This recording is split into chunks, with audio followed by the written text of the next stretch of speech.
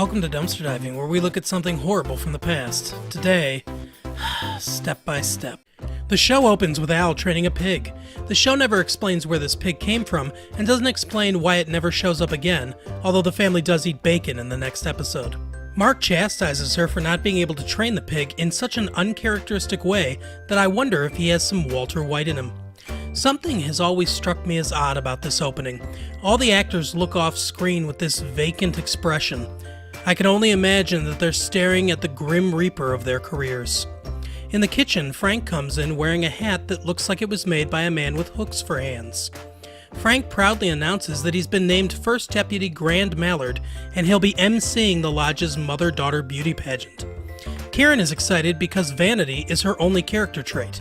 Carol is hesitant to join, but seeing how much her daughter wants this, she agrees. Dana, the type A feminist, can't believe her mother agreed, but Carol says this isn't her first beauty contest, since she was runner-up for Miss Small Curd Cottage Cheese, which sounds like an award given for a yeast infection. Cody comes in and does his best Keanu Reeves impression. Frank tells him that he's now old enough to join the middle-aged men at the lodge and sit around in duck hats. This apparently is exciting to Cody. The next day, Carol's sister Penny comes in and asks where she can sign up for the pageant. Apparently, she's looking to bag a man and is willing to drag her aging mother along. Carol is sick of Karen showing her how to smile and instead wants to work on their talent. She suggests tap dancing because Karen and her used to do it when Karen was younger. Karen complains she's rusty and her moves reflect that. You might think this will be a problem to overcome in the episode, but no, it just gets resolved off screen. Carol and Karen go to the lodge to fill out their forms, and a judge who looks like Mac tonight comes up to talk to Carol. He says his name is Howard. Howard the Duck, I see what you did there. And he starts hitting on her. She explains that she's married, and Howard says it doesn't bother him. You know, this is a small town, and most people know each other, and Frank was just given a position of power, yet Howard feels fine trying to corner Carol. Howard says he can't cool down around her, and she pours a pitcher of ice water down his pants. Karen is horrified because Howard is a judge, and she has no idea what just happened. Instead of going to an authority figure or explaining what happened, Carol tells Karen she's quitting, and then leaves her 15-year-old daughter with a pervert.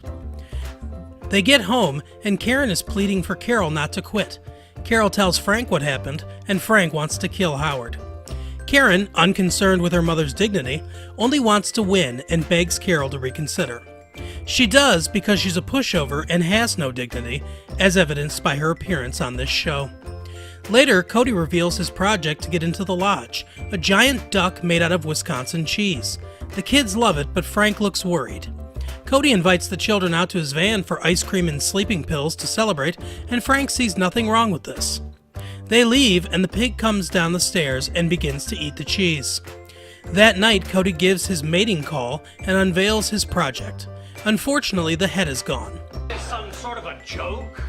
Says a man with a duck on his head.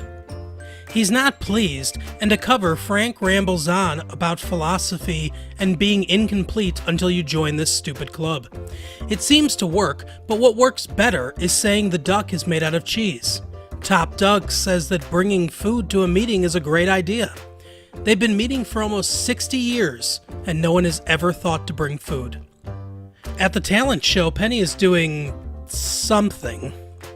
I can't understand why they were written out of the show after this episode. Okay, yeah, I get it. Next up is Karen and Carol. Suzanne Summers is actually quite a good singer. Unfortunately, someone forgot to turn Karen's microphone off, and were subjected to this.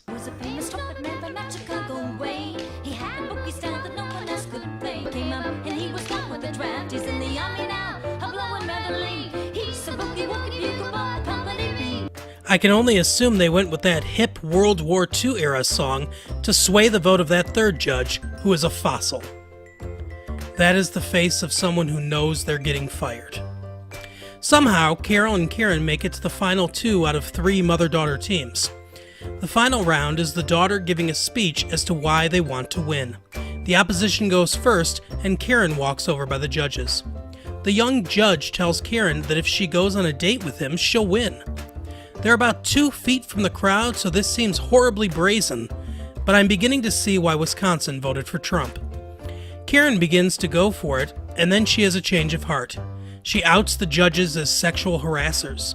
She says that if she can't win this fair and square, then the title of Miss Mallard loses all its luster.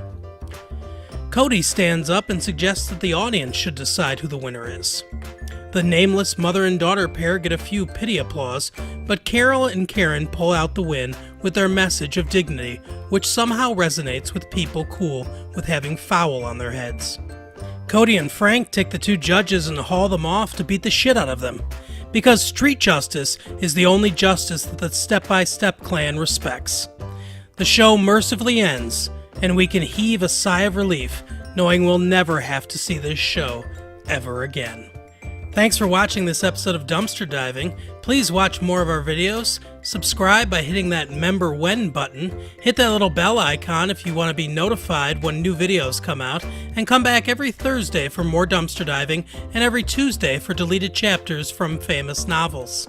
Leave us a comment below and check the description for our social media handles and websites. Thanks again for watching. See you next time.